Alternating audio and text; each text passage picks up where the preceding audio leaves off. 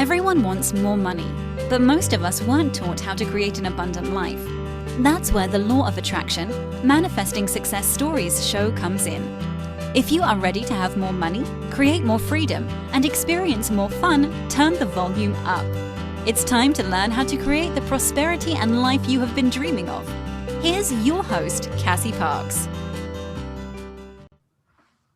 Hello and welcome to this episode. I am back for Kimberly for interview number 9 in her Years of Growth series. Welcome, Kimberly. I'm so excited to be here. I am so excited to have you. Of course, I'm your host, Cassie Parks. And Kimberly, let's start here. What's awesome? Oh, wow. Well, first off, can I share my manifested total? Yes, please. If I had tracked better, I know it would be past 100,000. But what I do have tracked is $98,405.12. Woohoo! Yay! Woohoo! Oh, that's amazing. And we are recording this January 19th, 2021, which is actually 3 days after Kimberly joined the Enchanted Circle, first on her 10-day pass and then, for 5 years. But so it's just a little over a year, which is amazing. How does it feel to have that total in a year? Well, I have goosebumps. That's amazing. So now I'm just excited to bring in even more, like double that. Yes. Yay. I love that. Amazing. All right. Well, let's jump in. We have so many fun things to talk about. I'm going to start here. What's been your biggest aha or growth since our last interview? I really love this one. Yes. For me, it was saying that I am an artist. And I feel worthy enough to say that, and I own it. So, and then also I'm worthy and I belong wherever I go and whatever I do. That's really big, because I remember when I started the Enchanted Circle, I wasn't sure I belonged. Mm-hmm. So a year later, I definitely belong here. Yes. And saying that I'm an artist, I'm 45 years old. So I've been crafty forever, but to say that I'm an artist and own that is very empowering for me. Absolutely. And so let's talk a little bit about both of those in a little more depth. Like, what does it mean? Explain to our listeners, like, I feel worthy to say I'm an artist and own that title. Tell us a little bit more what that means. Okay. So I used to say that I was crafty because it was one of those things where being crafty, you could do all these different things. Mm-hmm. Being an artist for me is owning that I do have a certain skill set. I am unique in what I do, and I am an artist. It's, again, I used to think I had to go have a college degree or all these things in order to give myself a title. Yes. But I am an artist because I'm creative by nature. Yeah. So it's my own definition of what an artist is. I think we all are artists in our own way, no matter what we're doing. Yeah. And so how have you owned that title, and what has changed because of that? Because you're now like, yeah, I'm an artist, and you own it. I think that I've been sharing more of myself, I think, in my artwork. I've been taking some classes and I'm sharing it, whether it's, somebody may critique it or think it's perfect. It doesn't matter to me because I created something that was part of my soul, mm-hmm. And putting that out there and sharing it with others it's been a lot of fun. And it's like, wow, I can do this. Yeah. That's amazing. Has the work that you're doing shifted? Like, because you said before, I used to be crafty. You can be crafty at everything. Has what you do as an artist shifted from sort of yes. being crafty? Does it look different? Yeah. And I think that we'll probably talk about this a little bit more.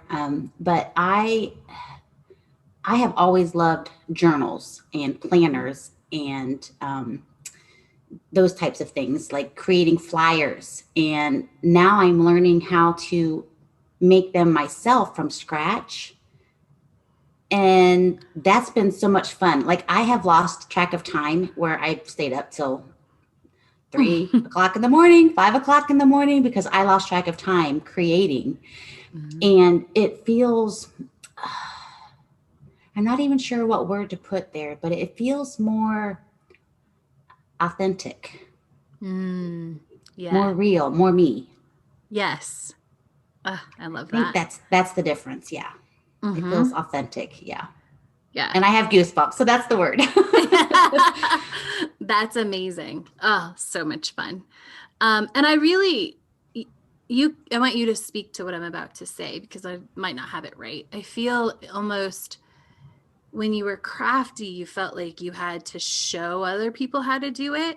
Mhm. And that was probably like a year ago, right? And Yes, now that you're an artist, it's really become about you, even though you would support anyone, but it is about right. you. Exactly. Um, and again, my story has changed so much from when I first joined the Enchanted Circle, that before crafting was, how can I make a buck? Yes. Now my art is, what can I create next that really connects with me, but also will connect with others. Kind of Hmm. more of a, I don't know that a spiritual way, but connecting with them in a way that inspires them or empowers them. Hmm. So it feels a lot deeper than just crafting, if that makes sense. Absolutely. That is what I thought. And you put beautiful words to what I have seen like become over the last year, which is amazing. Um, so let's talk about choosing people to vent to you to feel valued. We had a really great coaching about venting, and I'm going to lead this in for our listeners. Everybody, I think a lot of people do. They go, "Oh, like I don't want to be the person who, I don't want people's negativity, right?" Yeah. And so list like turn up the volume if you're one of those people because we had some really good coaching on this. And so I'm just going to turn it over to you and then I'll kind of add in. Okay. Well, so I was, I'm the person that everybody calls to vent to. I'm also the person that walks in the grocery store and a complete stranger will vent to me and tell me their whole life story. And I didn't realize until I was coached that people venting to me made me feel empowered because I felt like I had value, that I could help them. I mean, and so to realize finally that I could choose why people call me or what people tell me was huge, because I don't have to be, I am valued, but I don't have to attach the venting to that anymore. Right. I can still allow people to, I kind of say, okay, 5 minutes, vent if you need to. And then I shift it and say, okay, now tell me something amazing that happened today. And I've got to Yes. practice that with my mom. So That's amazing. How does that feel? it feels really good. And I recognize too that she'll do it back to me now. Like Amazing.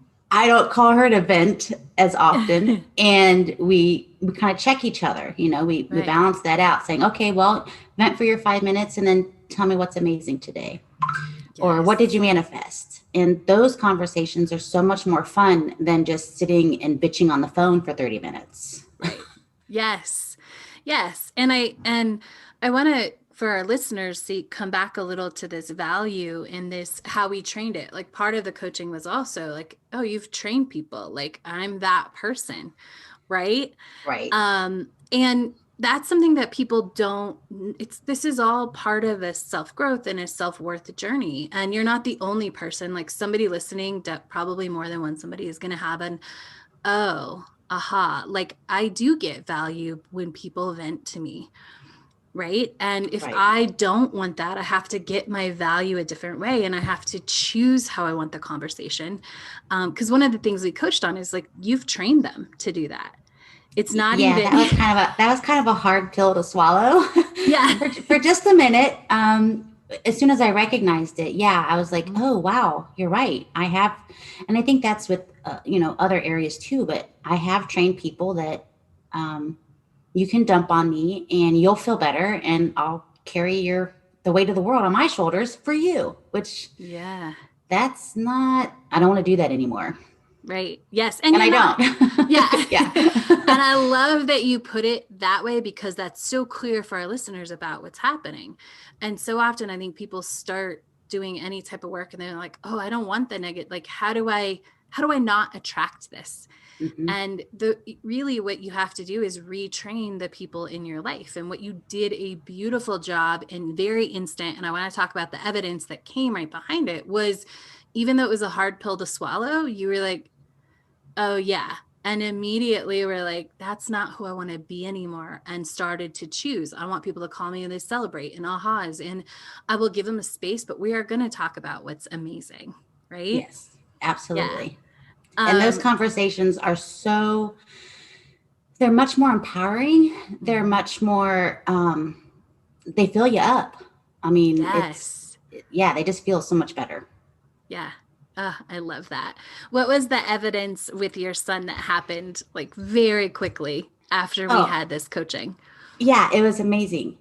So my son called from Alaska, and I don't know if anybody has boys, but they don't tend to want to talk on the phone. And he called and talked to me for an hour to tell me about his awesome week. And he had moments where something didn't work out, and he was like, okay, whatever. And then the next morning it worked out for him. So I got to celebrate and hear all of these amazing things that were happening for him almost immediately, recognizing that I, didn't have to hear the venting part. Right. And so it was an aha phone call. And we even got to I even talked to him about that. I'm like, Noah, this conversation has been amazing. I said, I was just talking about this. I said, and you had all these wonderful things to share. So thank you for that. That's amazing. And you even put that cherry on top of creation, which was saying thank you for sharing this with me. Thank you for being here. Like, that's awesome. Yeah. I love it. Amazing. All right. Well, let's switch gears a bit, because I want to talk about judgment, which obviously ties into self-worth. And these are two things that really, as you join the Enchanted Circle, like come up a lot and be let go of. So you've really up-leveled what you consider judgment, right? Right. Yeah. I was looking at I wrote it down so I wouldn't lose it. So I had I think that sometimes too, I'm sneaky with analyzing. I don't do it as often as I used to. Yes. But I had a question about judgment. How do I up-level a judgment? And you coached me on that. And I wrote it down so I could like really share it. But you want some support? I'll tell you what it was. Yeah, I can't find it in my notes. Yeah, let me. So I have up-leveled what I consider judgment. The example that I was coached on was that I wanted to be creative, yet I was tired. So I did things that didn't require much brain power. Yes. And what I learned, you want to take it from there? Yeah. And what I learned is that I did up-level because I honored what my body needed versus what I wanted to do. And so I was able to let that judgment go so much faster when I was coached on it, because I recognized that I did what I needed to do for myself, not necessarily what I wanted to do. Yes. I know that when I do what I need to do for myself, everything else just falls into place anyway, because I'm more, I've rested, or I've, done the things I need to do for myself so that I can show up and be creative and all those things. Yes. Amazing. And just to hone it in a little more for our listeners, I think you have what a lot of people call like, oh, I'm not honoring myself if I'm not doing this thing, but it's really, am I fully honoring, or am I pushing because I think I should? Yes, definitely. The pushing and the should. Yeah. Because I wanted to be creative, but I would have had to push in order to be creative. And that doesn't feel good when I have to push to do something. So.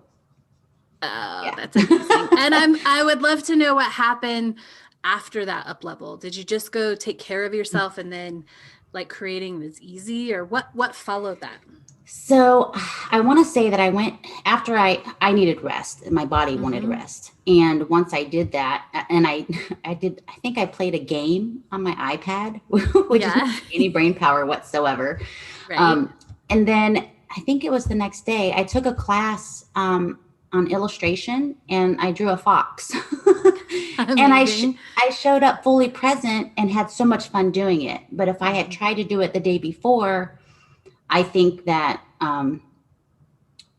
it wouldn't have been as easy as it Mhm. was because I was pushing and forcing. And I will say that I've noticed, since we're talking about this, is that I can tell when I'm pushing something a lot faster Mm. now because it's Yay. not easy. If I feel like frustration is coming on, I have to stop and check in like, okay, what is it that I need right now? And can I Yeah. let this go and come back to it? And I didn't realize that until we started talking about this, that I've noticed that lately. Oh, that's amazing. I love that. So awesome. It's so huge, right? Just Yeah. because there's so much more energy when you're Mhm. not pushing, which is so much how we don't think it works until we know that it does work that way. You know? Yes. Yeah. I think I used to be the person who, and I may have even said this in the past, that I worked well under pressure, Hmm. waiting till the last minute to do something. Yeah. But that doesn't feel good. Like, even the thought of doing it that way now, I'm like, no way. I want the easy way. Yes. Oh, Mm, I love that. And I mean, that's really when I ask you how your future self has been showing up lately, your answer was smart, confident with solutions. She shows you the easy way. yes. Um, and when you have a problem, you let it go and you ask for the solution and it's shown to you. Tell us a little bit more about all that. So yeah, it's really interesting because I have really been practicing the letting go. Hmm. And so if there's something that I don't know, and that's why I say she's been showing up smart, um, because I've been a real tech badass lately. Yay. And discovering things, I'm like, oh, that's super easy. Um, Yeah. so it's she shows up because, one, I've invited her in, and I know that she makes my life so much more easy, meaning she shows me the Yes. solution that's the easiest path to get to where I want to go. And sometimes I don't know where it is that I want to go. Yes. I just trust her that whatever she shows me and it's easy, that I'm going in the right direction. Yes. That's amazing. Yeah. I love that. And it's so much easier, right? Yeah. It reminds me of that Staples commercial, the easy button. Yes. Right? If we can remember it's just that button. Like we have that choice to push that button at any moment, which your Mhm. future self is a master at. And Oh so yeah, you're becoming a master at that. absolutely. I love it. Well, kind of as you have a question for me, which I'm going to answer.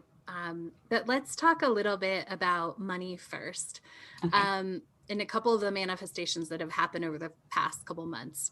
I love this one. Your insurance called you just to save you over $800 a year. Tell us about that. Yeah. So my phone rings and I missed the phone call because, well, I don't always answer my phone because I have a choice if I want to talk to somebody or not. Exactly. So I returned the phone call and she was calling to ask me if I was interested in saving money on my insurance. Same coverage. Um, and I was like, of course. So it was like amazing that I didn't have to call her to ask her to save me money. Right. She was calling me to save me money. I mean, and so now I'm just like, okay, who's going to call me next? Yes, that's awesome.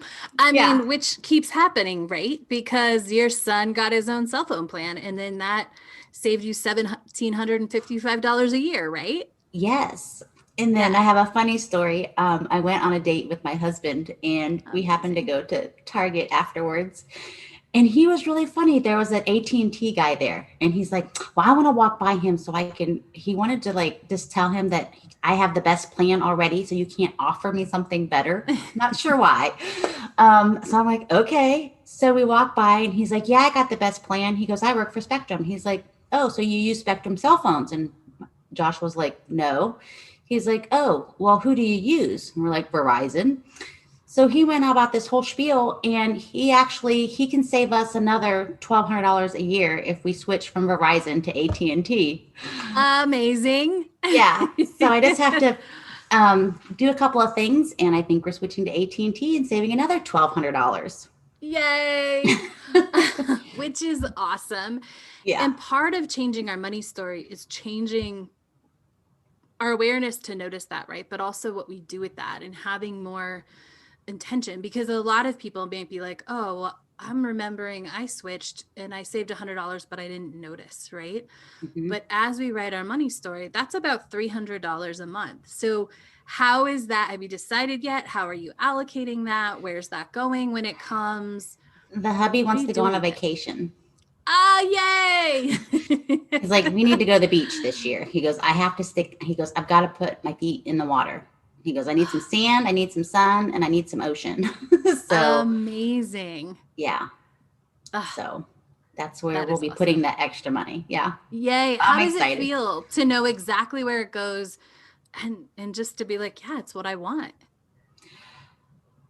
I just got goosebumps again.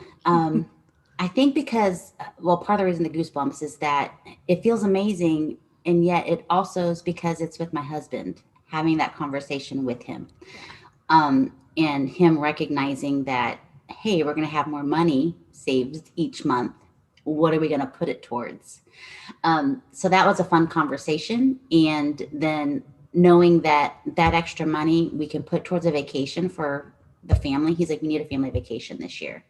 So that meant just as much to me, because that's what I want, and that he wants the same thing. So now it's like we both can be excited and celebrate this extra money, which means more's coming, obviously. Yes, right? Obviously. And the perfect vacation spot will just appear. That's amazing. And I want to ask this for our listeners who are like, who have some sort of thing in their head, like, oh, my husband would never go for that, or oh, my husband would blah, blah, blah, right? Yeah. Because I want you to tell more about this, but what you have done a great job of is what we teach in the Enchanted Circle is growing you, Mm-hmm. and he has followed. You haven't like set, I mean, when he asks, you Mm-hmm. share with him, right? And Right. you've become more open about that. And we've done some coaching on that, but you haven't thrown LOA down his throat, right? Yeah, absolutely. I remember when I first joined the Enchanted Circle, and all that money was coming in. He's like, well, whatever you're doing, keep doing it. And then I will note that at one point this last year, we actually were separated. And so there's been a lot of growth there. And now that I am more authentic and honest, and I share, because I actually, the Enchanted Circle was kind of like my space. Like it was very sacred. And I didn't always want to share it because I didn't want to. And then there was a part of me that felt, well, if I could just get him to do what I'm doing, then we'd be on the same page. That doesn't work. That's forcing and pushing. Right. And what I recognize is I'm doing the work and he's seeing the changes in me. And therefore it's opened up more communication, and he gets to see me get excited when I'm celebrating that I found a penny. And all the things that I'm doing. And he does ask questions now. So it's been I don't say a slow journey, because a year, I mean, it's flown by like so fast. But yeah, so me just showing up and being, I guess, the example, or living life my way has shown him without me having to force it or spoon feed him in any way, which isn't fun. I like this way much better. It's a lot easier for me to do the work, and he sees the changes in me. Yeah. And he sees the changes in the bank account. So, Yes. Yay. And there you go. All of you who are wanting to have a story like Kimberly's with your husband or your partner, and being able to have this is it's a journey and you get to lead the way. hmm absolutely. I love that. All right. So, as we kind of wrap up this interview, you have a question for me about Yeah. coaching, and I would love to answer it. Okay. So, and I actually thought about this during our last interview, and I'm like, I have to remember to write this down. Um, I was excited when I saw it because I thought about it a couple times when I saw your name on my schedule. Like, oh yeah, we got to talk about that. yes. Okay. So, I wanted to know, does the coach get coached? Where does Cassie go to up level, and who catches her? Such a great question. I love it. I, for the most part, so if there's something that I need coaching on for different points in in my relationship, I have got coaching. We've got coaching on how to be better together. If she wants me to go with her, I for sure go. And for the most part, and I'm always open if there's something that I want to learn or be better at, I'm always open to that. And for the most part, for me, I catch myself and I up level myself. And I coach myself the exact same way I coach you all. It would be nice. And I've gotten actually a lot better over the years. It really sitting down as a coach and looking at what's happening and okay, like how would you coach someone else if it was this, right? And the reason that for the most part it's me, I believe in having a coach. And I used to say like I wouldn't hire someone who doesn't have a coach. And that's changed a little bit because for me, I truly believe in the way that I coach. I believe with everything in me, the way to coach someone is to coach to their future self. And Uh, nobody else knows how to do that. And nobody else. So I have to step into those shoes. And I do it exactly like I do you guys. I do the assignments. I get so excited about the assignments. I love now that there's assignments because I used to just sort of follow inspiration and figure it out and go this way and go this way. Now I get to sit down just like you guys, do my 20 minutes or schedule my 2-hour script or whatever's on the agenda. And I'm like, check, I'm done. Like, this is so fun and it's so easy. And I love it. I did an assignment, and it's happening assignment last week, and it was so much like I just was like, yes, this is happening and this is happening, and just so much fun. And the same way as I coach to your future selves and I look at your scripts and I look at that communication that we have during the interview with your future self, I go back to that. I make notes, and that's really for the most part how I coach her. And sometimes there's other coaches involved. That's awesome. Well, because I think that you hear a lot, other people that do things differently. Mm-hmm. Every coach should have a coach. Mm-hmm. At least that's the belief that I had. Yeah. And I'm always amazed at how you coach us. And so Mm-hmm. I just was curious. I'm like, well, who coaches Cassie? And I love your explanation and it makes total, like, perfect sense that you check in with your future self. Yeah. So yeah, that was really cool. Thank you for sharing that. Awesome. You are welcome. I've been And curious for a while. I love answering that. And my intention, like, well, I'm always willing. And I think it's nice to have a coach. There are many times where I wish I had a coach that I was checking in with. Like, I'd wish I had me because it wouldn't have taken me so long to learn certain things. But I also think I learned those to support you guys. hmm And so we'll see as we get to 5 years with some of you. One of my intentions is, oh, you will have learned how to coach yourself into your future self. And that might happen, and that's awesome. And you might want to stick around because, as I described it to one client the other day, it's just like insurance, right? Because you get to a point where you can grow so much on your own, but when you hit that spot, you're like, oh, I want someone else's eyes on this to Yeah. see, am I in alignment with my future self? Am I pushing? Am I howling? Like, you want another set of eyes. So Yeah, I'm not going anywhere. I love that about you. Amazing. As we wrap up today's interview, any other thoughts on your heart or your mind that you want to make sure to share? Hmm. I and I think I say this every single interview, but the best investment I made was in myself and investing in that 10-day pass for the Enchanted Circle. So again, if anybody's sitting on that fence, Mhm. or if you're thinking you don't belong, you do belong. And it's a magical place to be. I mean, that's probably my go-to word is magical. So yeah, Cassie Parks and the Enchanted Circle, it's the place to be. Show up, do the Uh, work, and you'll have a magical life. oh, yes. And you put the magic words in there. Show up and do the work Yep. because it is a magical place. And when you show up and you do the work, you get to live the magic. Absolutely. Ah, I love it. Thank you so much for joining us today. Thank you all for listening, and make sure to come back and check out what's next and what's awesome in Kimberly's life next week. Thank you for joining us on the Law of Attraction Manifesting Success Stories show. To learn how to attract more money into your life, go to your favorite book retailer and order Cassie's book, Manifest $10,000.